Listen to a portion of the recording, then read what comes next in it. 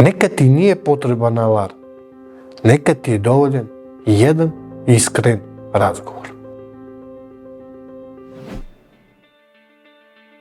Koliko puta si rekao, počet ću od ponedjeljka?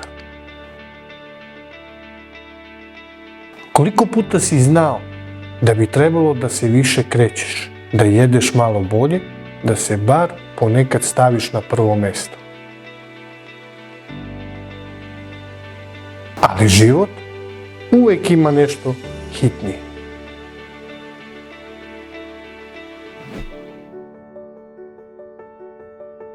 Neću ti pričati ništa komplikovano, samo ću te pitati jedno. Kada si posljednji put uradio nešto dobro samo za sebe? Ne znam, valjda uvijek mislim da nemam vremena. Vreme se ne nalazi, vreme se uzima. Ne moraš da menjaš ceo život, dovoljno je da kreneš jednim malim korakom. Kao, šta? Kao šetnja, kao tanjir sa malo više pažnje, kao odluka da večeras legneš ranije. Nije stvar u savršenstvu, stvar je u poštovanju prema sebi.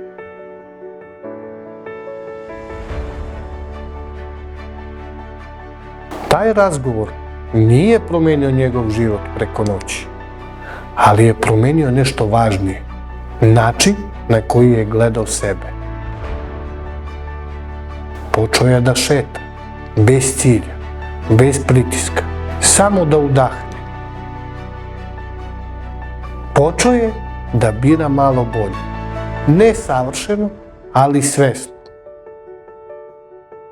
I svaki put kad bi to uradio, osjećao je da vraća kontrolu.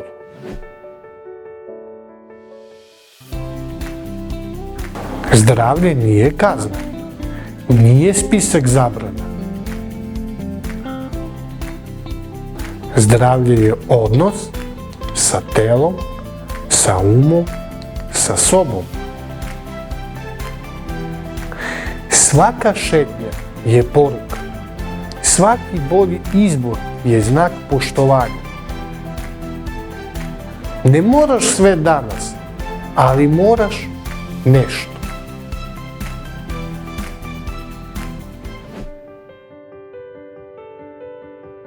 Ako te niko danas nije pitao kako si, pitaj sebe